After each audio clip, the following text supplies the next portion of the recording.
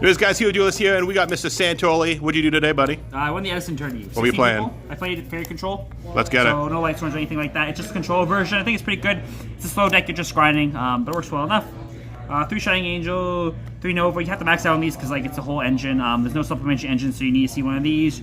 Triple Alchemist. This is the heart and soul of the deck. Let's do recursion. You really want to play this slow game. Try and get this off as much as possible. Double Warrior Lady. You don't need more than that just because you have access to it anytime you have one of the recruiters.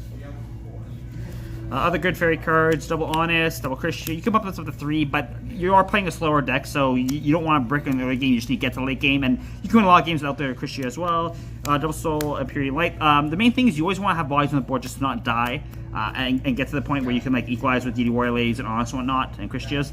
And so having this as a center is good. Again, you can play 3 of these, but I think it's fine. You don't need to draw them. They're just pieces that when you draw them, they help. But clogging them is definitely an issue. 3 Orange Light. This card's kind of weird in the format. A lot of times, if you don't have the ability to trade super effectively by using the discard effect, you are playing a value game. Sometimes you do get the value, and it's good, especially when you're winning position. But sometimes it's just summon, use it as a tuner, and that's fine. Then other cards. 1 free is just extra pop. It helps manipulate the grave. 1 Ryko because I play Mind Control, and there's a lot of hamsters running around, and so you can just take this and flip it. It's also just a fine card by itself. Also, having the 1 and having them see it just means they have to play differently, and not that you respect it.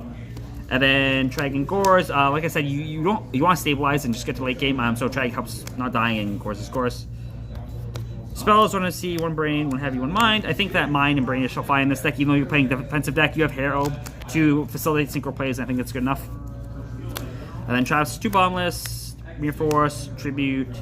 There are no prisons, mainly because you want them to be attacking. Like a lot of times if you have Shining Angel, you set a prison, like they're just not attacking the Shining Angel anyways, or they're trying to remove it other way, so I don't think the prison was that effectful. 3 Jar of Greed just to help filter through things. Also synchronizes really well with the Treg and the Gores you have, catch people off guard. Also you can dig into like Saki Honest like that sometimes. Return, I think this card's kind of mid, but it's still just good as a final push. Call is very good, especially because it helps manipulate the grave a bunch. Dust Shoot, Dust Tornado, and Judgment. Extra extended stuff, Double Stardust, Archfiend, Colossal, Thought Ruler, 1 Air Knife. I made this like twice in like my 200 games playing this deck, but still fine. You don't go in the extra deck too much, but there are times where like the hero play, it just comes up further stand for 6s or 8s.